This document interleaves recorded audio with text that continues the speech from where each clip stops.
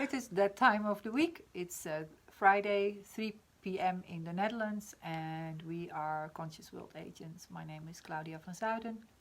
And my name is Arturo Massaro. And together we are the co-founders of Conscious World Agents. And every Friday we have our Facebook Live session, and then we talk a little bit about the posts we wrote this week, and also we're going to dive in a little bit deeper Into what we wrote. Yeah. So today our topic was to be mindfulness. Our posts were about mindfulness. So mindfulness is pretty hot over the last few years in a lot of companies and in Silicon Valley and whatever. They realize that that's the big thing. If people are more mindful, they seem to be more productive and so forth in the workplace.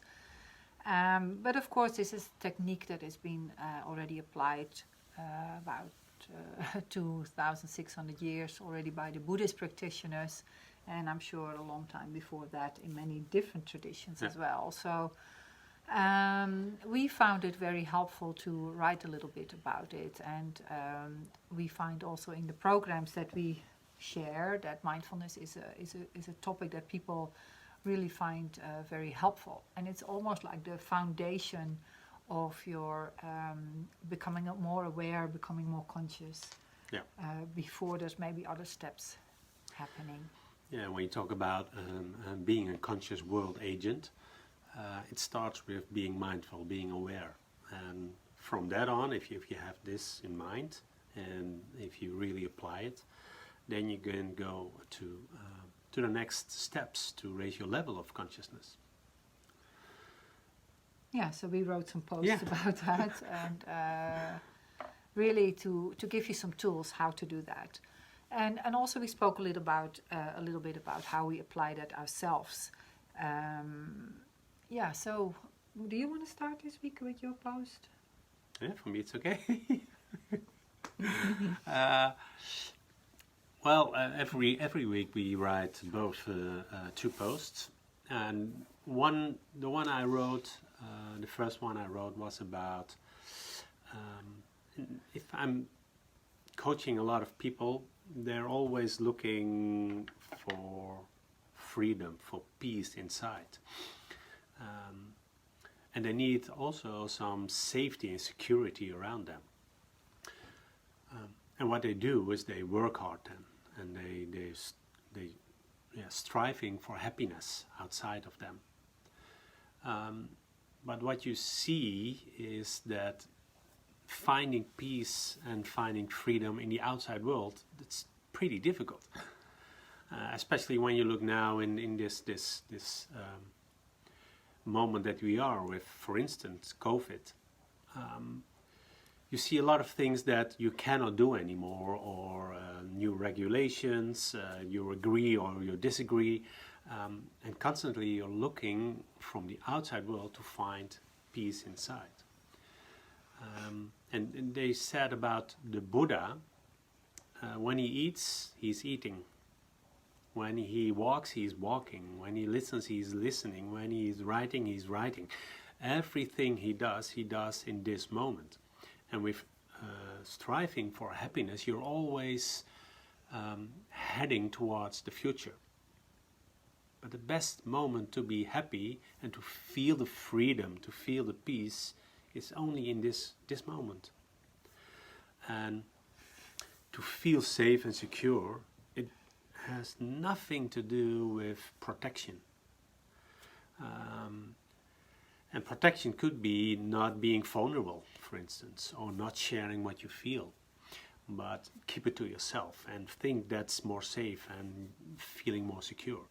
But feeling safe and secure has everything to do with connection, making a connection with other people.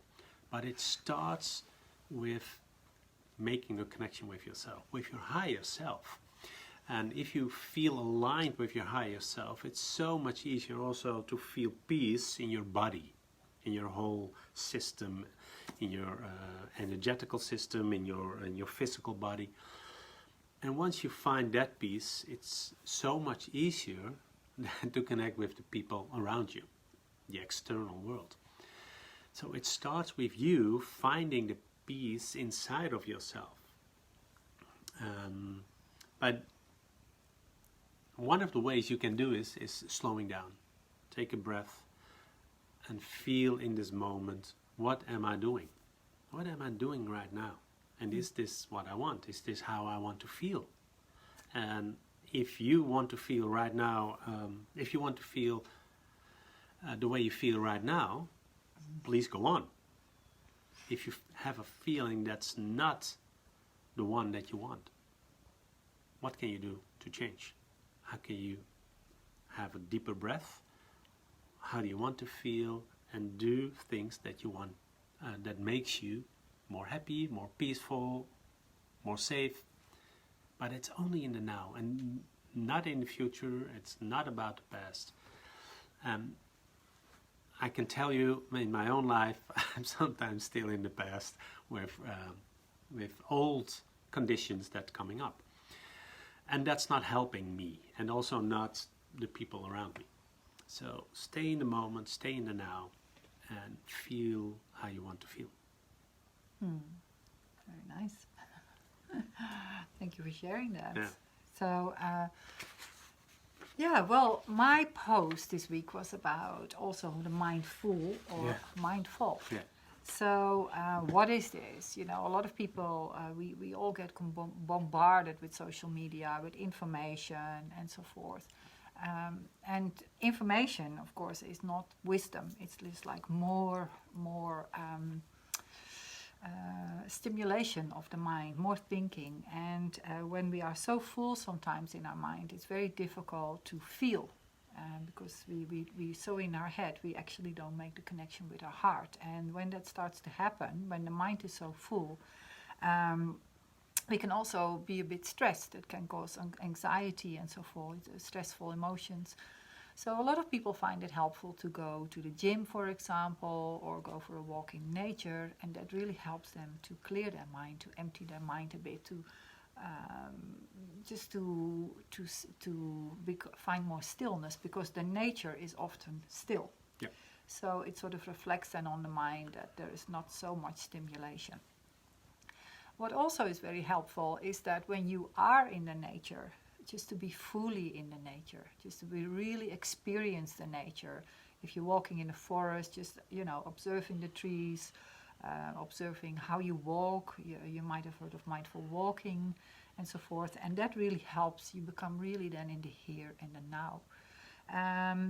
And a lot of people have found mindfulness very helpful. They've maybe done a course, but then, life happens again and then they forget about it. But actually when you start to apply the mindfulness technique again, just being fully present, that bare attention of being mindful of what is happening, what's arising within yourself. You can focus on the breath, like you were saying, just watching the breath. How are you breathing in and out? Is it a longer breath, a shorter breath? Is the inner breath longer than the outer breath? And all these things are just bear attention to what's happening in the moment without labeling it, without criticizing, without judging it, and just being there. And it's a bit like you said, chopping wood when you're chopping wood, drinking water when you're drinking water, eating and so forth when you're eating. So that's also what I find when I coach people. So, it really, sometimes I catch myself thinking, oh my gosh, thinking of something else. And then I really find that when I bring my mind back to being fully present with that person whilst I'm listening or speaking to them, that really helps me to become more centered, more here in the here and now, which the clients then often report they feel. Yeah. They can sense when you're maybe with your thoughts somewhere else, but you can feel when somebody's really with you, really like you're the only person in the universe that is mattering to that in that moment. And that is, I think, really important that we start to create that. And for me also practicing mindfulness just before I do a meditation practice, for example, helps me to figure out and become familiar. Where am I right now? Where am I? Where are my thoughts? What am I thinking? and then bring it back to what I want to do, like the meditation, just by watching the breath for a while, for example, or following the intention of the meditation that I want to do to raise my level of consciousness and things like that, or to make that connection with my higher self. And this is very helpful for myself, and I think a lot of people ask me often, how do you do that? And one of the things is just watching the breath, just noticing, becoming familiar where you're at in that moment, in the here and now. And yeah, you can also do that when you walk in nature. You know, am I actually walking in the forest, or am I already in the office later on? One really nice quote is like, you think you're so mindful, then notice when you have a shower in the morning before you go to work. Is the whole office already with you in the shower, or you know, are you really just having a shower, or is your mind already in that moment of being at work? So what I like to do is give people an experiment. So this week the experiment I gave was just when you talk to someone and you're having a conversation, can you also check how you're listening? You know, are you applying mindful listening, or are you already with your thoughts thinking of the future, what you want to say, how do you want to respond? Or can you just be in that moment of like, okay, this person is telling me something and I'm fully listening without wanting to already put my part in there, because some of us like to really broadcast how we feel and what we think, because that's so important, and that's okay. But sometimes it's really good just to listen, really beneficial, just to experience that, what happens to you when you apply mindful listening. And just do that, and you just breathe and you listen, and just take an observation what that does to you, and perhaps also check how it does feel for that other person. You know, just that I find really helpful as well. And yeah, whilst you're listening, don't fill up your mind with conversations and all that. Just listen. So that was one of my posts this week. Yeah. You talked 2 or 3 times about walking in nature. What does nature give you extra than besides walking, for instance, in a city? Is this in general? Or? Yeah, for you? Oh, for me, nature is really calming. Really, there's a different kind of stimulus than man-made stimulus. Yeah. It's just this natural arising of things, the singing of the birds and whatever, that just that calms my mind and resonates, I suppose. Yeah.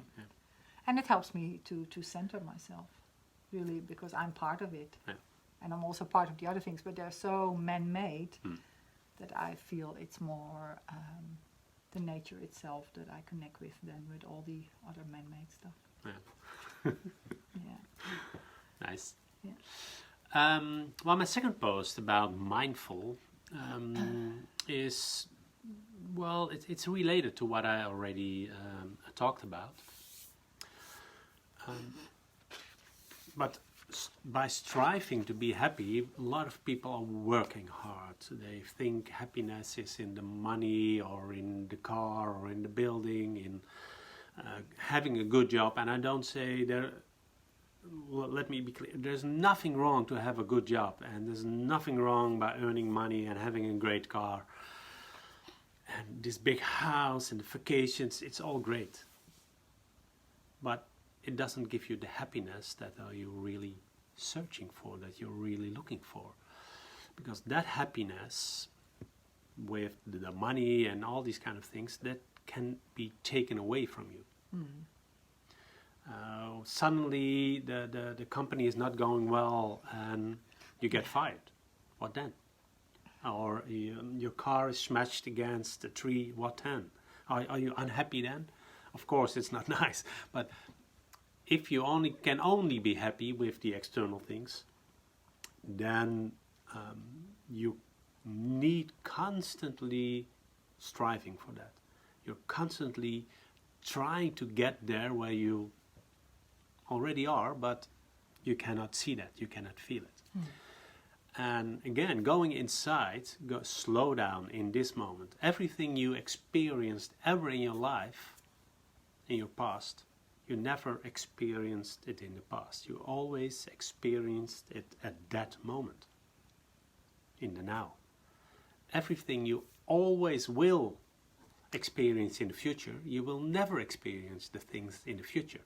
You will always experience it in the now. So that's why the now is the only moment to be happy, to feel free, to feel excited. And how do you do this? Well, it's what Claudia already said. It's by breathing. Take a deep breath, feeling it going down in your body. Be grounded. But also, if you feel the unease, if you feel the frustration or the anxiety, step out of that energy where you are. Just take one step to the right, in front of you or the back, it doesn't matter, but get out of that energy and step into another energy, literally. And see before you how you want to feel. And within 1 or 2 seconds, you feel the difference right away. And that means that you can always make that step, how you want to be. So go from doing to being. Instead of doing, striving for everything, be how you want to feel. And with what would you do if you would have 5 million euros or dollars right now? You would probably do the things that make you happy.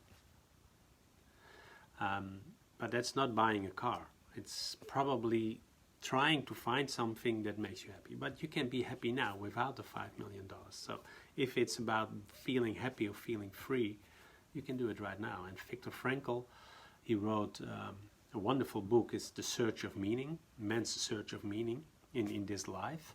And he survived the Holocaust. He was in a camp for about 3.5 years. And he said, between stimulus and the way you react, there is a short moment that you can choose how to react. And that's the moment where you can find your freedom. And no one can ever take that away from you. So, to be or not to be, it's not a question, it's a choice.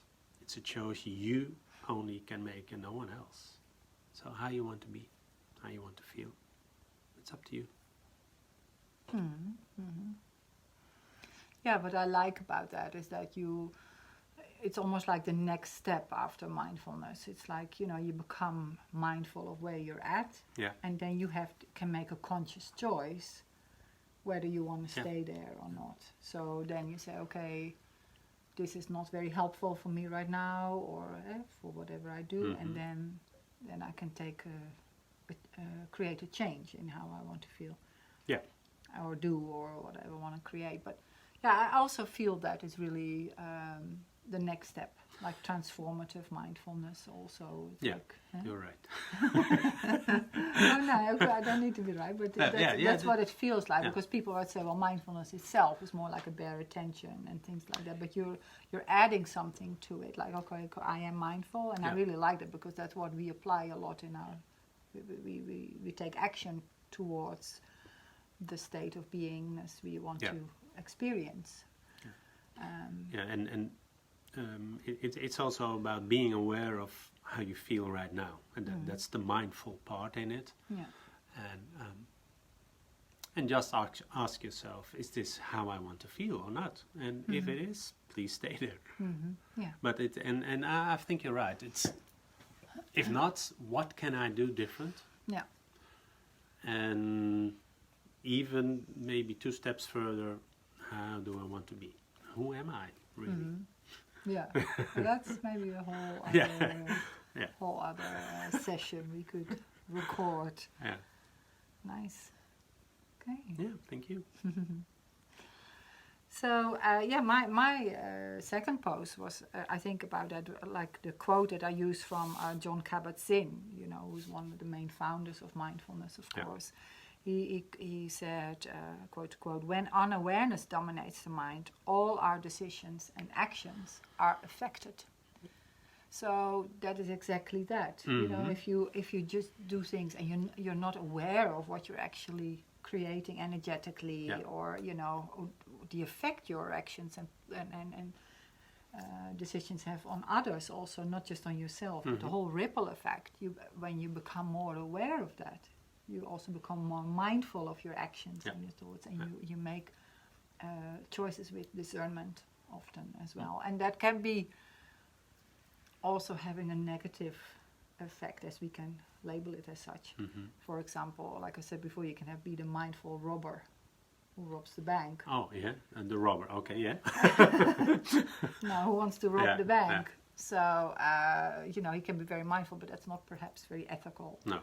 So there is also that part that can come with that. And I think that's what we, for example, with the 16 guidelines, really look at how ethical are your actions and decisions. And you become more mindful of that as well, to become aware now, is this good for the environment? Is this good for the sustainability, the relationships, society, you name it. So I think that is really helpful as well. And so mindfulness really helps us to cope better, like I said in the post, with stress, with anxiety, pain, illness. But what it really does, it really helps you to be fully in the moment, in this life, with whatever happens, and then being aware of what's happening outside you, but also what's happening inside you. Absolutely. Yeah. And just having that awareness, that bare attention, when this happened, this happens to me right now. Or when I do this is what can happen and is happening around me right now. So, I think that that is the first step, basically, to becoming more conscious. Yeah. To say, wow, okay, so when you do that has an effect on me like this, and when I do that has an effect on you. And then we can take it a step further if we want. We can become mindful in action. So, what I also like is that when we apply, like I said in the previous, explained from the previous post, that mindful listening, how that can cultivate certain qualities within us as well, more patience, more calmness, more compassionate conversations, and so forth. But when you combine that with conscious choices, this really helps for our personal growth, but also helps to build healthy relationships. And you will find when you start applying that your relationships, whether that's at work or at home and so forth, they become more enriching, they become more authentic, they become more true to yourselves, but it also gives an opportunity for the other person to do the same. And also, like you say, when you, for example, when the car hits, you brake, it brakes, and just how that's not where the happiness lies. Of course, you're going to be mindful and say, okay, this is what's happening. I'm really upset that my car is now broken, or my relationship is not doing as I would like it to be, or things like my work, or I've lost my job. Of course, that's all absolutely fine to have those emotions. Please don't judge them, don't label them. That's just a human experience that we're having. But if we can see them as such, that they are just experiences we're having, and that we can also, we have our boundaries. We can say, well, okay, this is just not feeling right for me right now, and I don't have to accept that. That's also, I think, a mindful approach to things, instead of just letting things happen and arise, which is the basis of mindfulness, to accept everything that's arising in the moment. You can also make a conscious choice here to say, well, actually, that's not what I want right now. And that, I feel, is mindfulness also in action. And I find that very helpful in my life, to really check up with myself. The more aware I become, the more mindful I become, that my reactions are not very knee-jerk like anymore, like reactive. They become more responsive. So I have that, like you said, what Viktor Frankl says, that moment in between stimulus and response. That's where the freedom lies. That is that mindful moment. Absolutely. Stimulus, mindfulness, response. Stimulus, straight away in its reaction. So just that freedom lies, that conscious choice, which is not very easy. I still find sometimes like okay, I am perhaps giving a response which is nipping the reaction in the bud, but it's perhaps not the best response yet. No. It could be something that is more coming from a deeper compassion or a deeper understanding to myself or to the other. So, it's a continuous process. And I feel that's a wonderful way to reflect upon this week. Yeah. Even after years of meditation. I mean, I started meditation when I was 15 and I think I'm still 15 at times. Yeah. When it comes to that level. That's 20 years ago. So nearly 40 years, or more than 40 years on, Yeah. I still feel sometimes at this beginning. It's always still at the beginners level, and I keep curious. That's one thing that I feel really wonderful. Mindfulness is also a curiosity. Yeah. Like, where am I right now, without having to judge it in myself, in my inner experience. Yeah, what I like, what you also shared is mindful living doesn't mean that you will never be angry or sad. The emotion is there. But can you maybe cry and do that at a mindful level? Okay, I feel now the emotion, I feel sad, and I'm crying. But still be mindful at that moment. Yeah. And sometimes you can be angry, and I hope not too much, but if you are mindful in that action, it still is different than when it's a reaction. There's a different charge in it. And that's the choice you can make every time. Can I go back to myself, be in the now, feel it. Well, we can talk about this for quite a long time, I think, because we're really, quite passionate about that, I think. So, thank you for still watching, if you are, and if you want to watch this later, thank you for watching our videos. We really appreciate that. We also load these on our YouTube channel, so that's something, if you don't have the time and you prefer YouTube, you can also have a look at the videos there. And there's some other ones from the previous session since December last year. And then we have some announcements to make. Yeah. The first one is every month we have a guest speaker. Last month it was Raphael Gordon, and we had some wonderful reactions about that. It was a really great dialogue. It's not an interview, I think. It's more a dialogue that we had. It's a conversation. Yeah. And next week, Friday, we will have Knut. Yes. And Knut is the one, he's from Norway, but he is really into the New Renaissance. And New Renaissance means how can we make this planet sustainable, live in a different way with each other, but also with Mother Earth. And he has some wonderful ideas of it, and also a nice place to start probably, but we will talk with him about that next week. Next week, yes. Yeah, we'll put a post on about Knut and what we're going to talk about. So, and then we have, of course. Are you going to say it or me? We have. The next topic for next week. Let's do that first. The topic for next week. Oh yeah. We have as well. The next week's topic is about raising your level of consciousness, starting with the energetic level, the subtle energetic levels in your body, which manifests also through the chakras. So the energetic centers, the wheels of energy in our body, if they are blocked, you might have heard of those.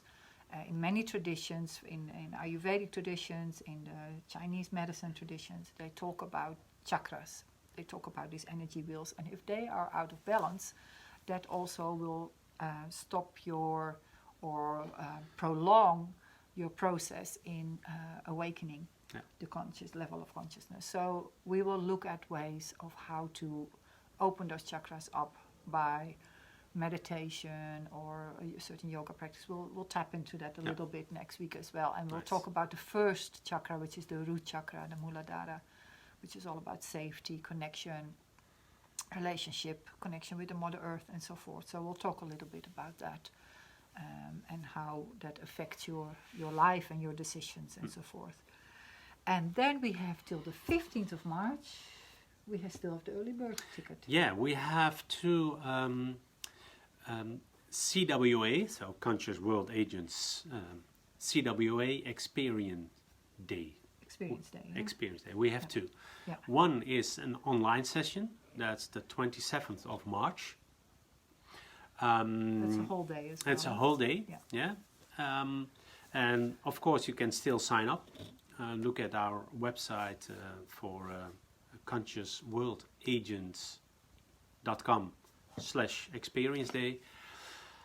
But you will also find there the second one that we will do live. So we will be physically together. And that will be, scheduled on April 17th. Yeah. And for that we have an early bird. Ticket. And normal price is €180 for one day. But this early bird ticket is, how much is it? 108. 108. Instead of 180, it's 108. Yeah. So go again to our website. You will find it there, and if you click the button there, put in the word, that's the code, early bird ticket. Early bird ticket, one word, and then you will see the discount. Yeah, that's till the 15th of March. Yeah. So, and then after that, then we'll go back to the normal price. So that's your chance to get a cheap ticket to that amazing day. If you look at some of the feedback we've received from the people, they were just blown away. People making real steps towards their dreams and so forth, and it's just incredible.